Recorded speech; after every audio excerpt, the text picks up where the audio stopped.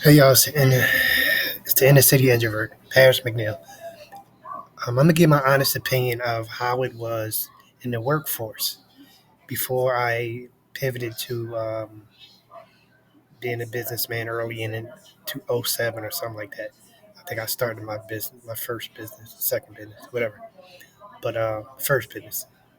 Um, it was it was frustrating because being an introvert, you have these great ideas. Even coming in as I came in as a clerk to a large company, family run company. So I came in, they pretty much created a position for me. It was the first time that position had ever been made.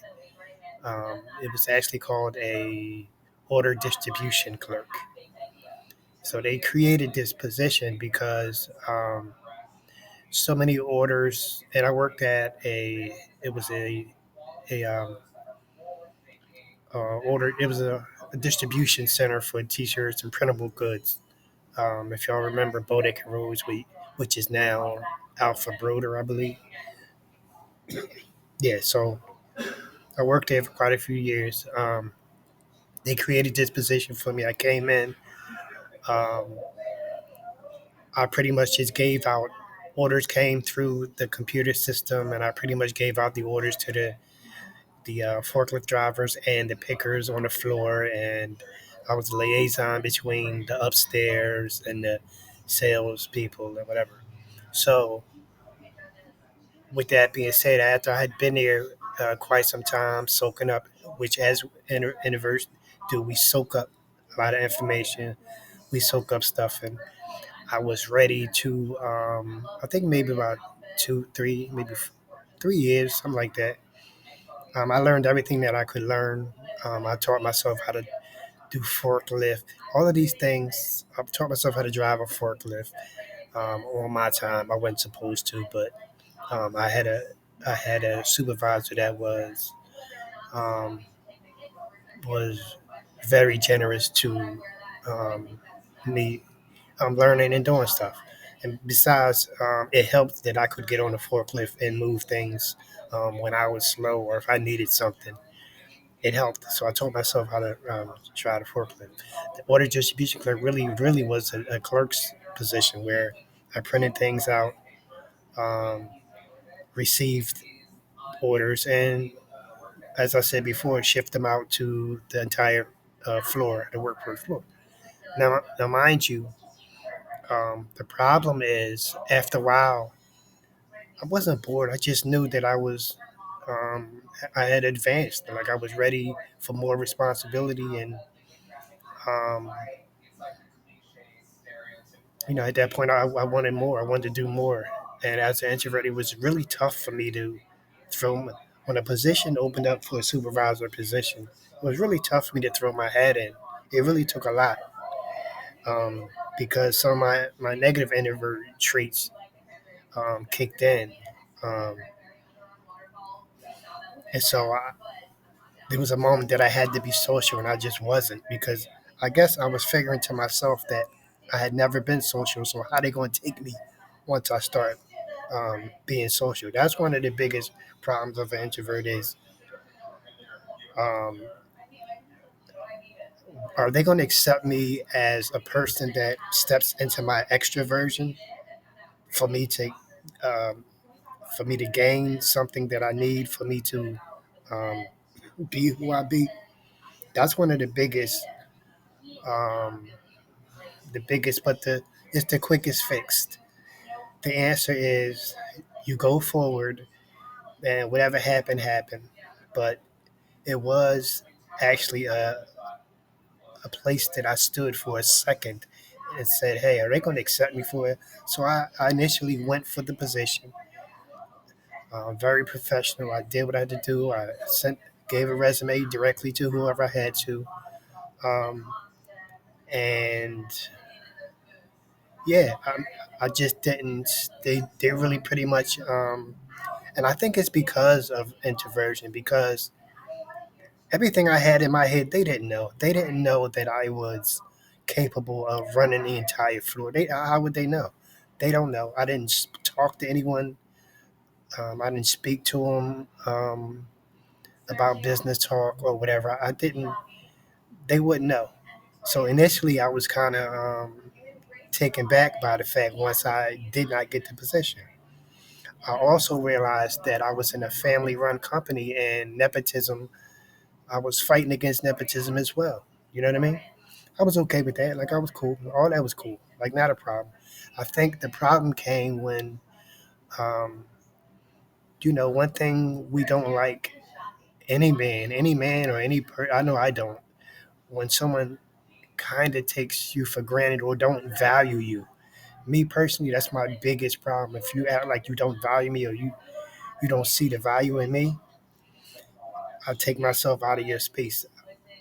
But I think the problem came in with that was when it came time for this position to be filled, they proposed somebody from the outside who wasn't qualified to do it. She also was maybe a friend.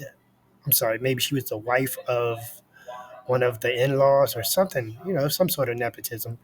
And it really didn't make sense. Um, but the problem was they wanted me to train the person. And this is where the team player thing, you lose me. I didn't have a problem with not getting the position. I was fine with that. But you hired from outside and you hired from somebody that couldn't do the job. But you wanted me to train them. You wanted me to teach them the job. And I'm talking about in a quick, exaggerated form of teaching. Like somebody could really get hurt by her not knowing the job. So they brought a young lady in that was very petite and very whatever as the forklift supervisor, which blew my mind. Never drove a forklift, whatever. And again, I don't have a problem with that, but they wanted me to teach her, you know, all these things that I had learned over 4 years. It took me a long time to learn. And remember, it's a position that was never. It was a position that was never there. So I learned as I went, and I didn't write things down as I went. I learned as I went. It was a new position. Um, yeah, so she wound up not working out, you know. But what that did for me, um, it what it did and what this showed me was it was a missed opportunity for me. But it also was a door that opened for me because it made me say, "Hey, you know what?" Um, I said, "You know what? It's probably time that I, you know, use this brain and do what I know what I know." And once I learned as much as I could learn about that industry, I figured, hey, um, how can I be of some value to this industry? So if they were selling T-shirts to screen printers and embroiderers and decorators, I decided to be a decorator, to be a partner to them, as opposed to just leaving. And I wasn't sore. I wasn't. I just found it as an opportunity, and I actually made um, a great decision.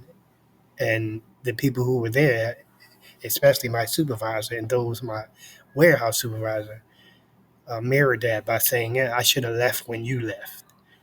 Um, so it made me feel like I did the right thing when I did the right thing. So now I become at this point, me and my brother, and now I become um, a partner to them. Now I'm picking up loads of T-shirts myself. I used to be the guy that seen things come through. Now I come in, I walk through like I own the joint because these are my people. I've known them for 4 years. I know everybody in there. I know everybody upstairs. I've dated people upstairs. Like I know management. So now I become a partner. Um, so my point was that I really, um, when you're in your own head, we know how to make lemonade out of lemons. We really do. And um, so these are the kind of ideas that you benefit from when you have introvert on your team or in your organization doing what they do. Don't overlook them. Um, Try to see what's going on in their head. 9 times out of 10, they're not going to volunteer it. And had my company, I would probably still be like pretty high up in that company had I had these conversations, had I been more social, and had they recognized that I was an introvert and I had things on my head. Now, sidebar, I actually made a mistake and sent a business plan I was working on in my head, and I made a mistake and sent it to the owner of the company, the owner, the top guy, which got me in trouble because they called me in the office and was like, "Are you doing things on our time?" Um, and in reality, I kind of was because we had a lot of downtime during the. It was a seasonal business, so we had a lot of downtime. September through maybe February, a lot of downtime, and so yes, we did things other than even the pickers, even they we just hid, like we literally hid for 3 or 4 months, got paid. I mean, it's honest. Anybody could tell you that worked there. That's what we did. And instead of hiding, I worked on a business plan, and I made the mistake of trying to print it to myself, and I printed it into the office of the. Yeah, that was crazy. So we had a whole meeting. They called me into the office, called me in a meeting, and I just told them that this is and this. They had no idea I was leaving, and I think they underestimated me anyway. And again, because I was quiet, not social, and they had no idea that I had plans of whatever. But that did wake them up and say, "Hey, this guy, what is he doing? What's going on down there?"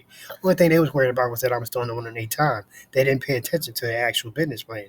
So maybe a month or so later, I'm not sure at the time, but I gave them resignation, 2 weeks resignation, um, and I left and started the print company. I started print marketing myself and started. They became my partner, and yeah. But that was my little story time. See y'all later.